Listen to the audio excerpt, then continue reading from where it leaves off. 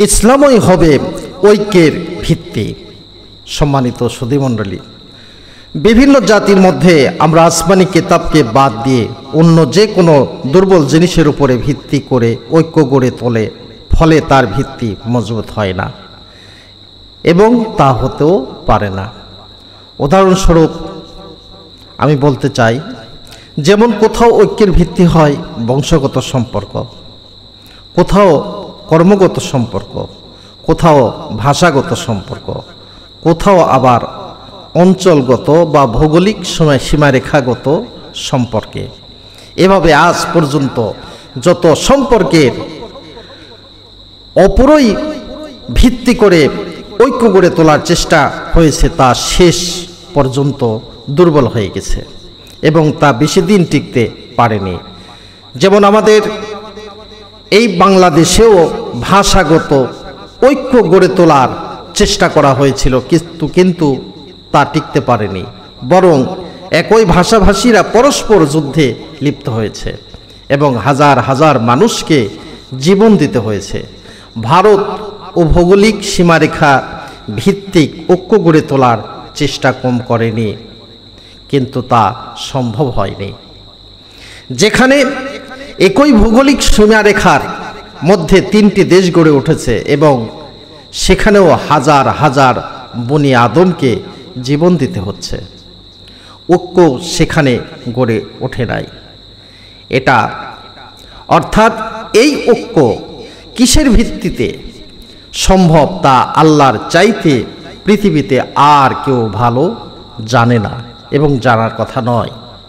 তাই আল্লাহ ঐক্যের ভিত্তি হিসাবে যে কোরআনকে দৃঢ়ভাবে ধারণ করার কথা বলেছেন এবং তা যারা ধারণ করেছিলেন তাদের মধ্যে যেমন সম্পর্কে গড়ে উঠেছিল এবং তারা কেমনভাবে বৃহৎ শক্তিতে পরিণত হয়েছিল, তা আল্লাহ বিভিন্ন স্থানে বিভিন্ন ভঙ্গিতে ওহীর মাধ্যমে ব্যক্ত করেছেন। এতক্ষণ পর্যন্ত যে আলোচনা হলো তার থেকে প্রমাণ হলো, আল্লাহর কোরআনকেই যদি ঐক্যের ভিত্তি হিসেবে আমরা সবাই দৃঢ়ভাবে আঁকড়ে ধরতে পারি, তবেই সে ঐক্য হবে স্থায়ী এবং তার প্রতি আল্লাহর রহমত নাজিল হবে। এটা পরীক্ষিত সত্য। আল কোরআনের ভিত্তিতে যে ঐক্য গড়ে ওঠে তা কোন ভাষা বা কোনো গোত্র বা কোনো বর্ণ, ভৌগোলিক অখণ্ড এলাকা, এর কোনোটাই বাধাগ্রস্ত করতে পারে না। এর ভিত্তি হচ্ছে সব কিছুর ঊর্ধ্বে এবং এর ভিত্তিতে যে ঐক্য গড়ে ওঠে তা সারা পৃথিবীর মুসলমানদের একই রজ্জেতে বেঁধে ফেলে। এজন্যই এর নাম দিয়েছেন আল্লাহ রাব্বুল আলামিন হাবলুল্লাহ, তার মানে আল্লাহর রজ্জ, যা ছিঁড়ে যাওয়ার কোনো ভয় নেই, যদিও এই রজ্জুকে কেউ স্বইচ্ছায় ছেড়ে না দেয়।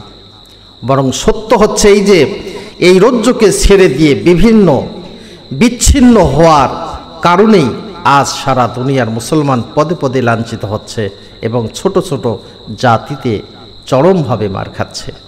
এর জন্যে আল্লাহ পাক কোরআনে কারীম তার বাণীর থেকে তিনি সাবধান করেছেন। সূরা আল আনামের 153 নম্বর আয়াতে আল্লাহ বলেন, ওয়া আন্না হাযা সিরাতী মুস্তাকিমান ফাত্তাবিউ ওয়া লা তাত্তাবিউস সুবুলা ফাতাফাররাকা বিকুম আন সাবিলিহি যালিকুম ওয়াসাকুম বিহি লাআল্লাকুম তাত্তাকুন। আল্লাহ রাব্বুল আলামিন বলেন, এটাও তার হেদায়েত, এটাই আমার সোজা পথ, সরল পথ।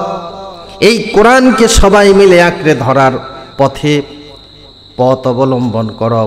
সুতরাং তোমরা এই পথে চলো, এছাড়া অন্যান্য কোনো পথে চলো না। চললে তার পথ থেকে শয়তান সরিয়ে নিয়ে তোমাদের ছিন্ন ভিন্ন করে ফেলবে। এটা হচ্ছে সেই হেদায়েত যা তোমাদেরকে আল্লাহ রাব্বুল আলামিন দিয়েছেন। সম্ভাবনা আছে তোমরা বাঁকা পথ থেকে আল্লাহ রাব্বুল আলামিন তোমাদেরকে সোজা পথে উদ্ধার করে নিয়ে আসবে, ফিরাবে। শয়তান যে মুসলমানদের কোরআনের পথ থেকে সরিয়ে বাঁকা পথে নিতে চায়, তার হাত থেকে বাঁচতে হলে এই কোরআনের সহজ সরল পথকেই আঁকড়ে ধরতে হবে, নইলে শয়তান বিচ্ছিন্ন করবেই এবং বিচ্ছিন্ন করেই ছাড়বেই।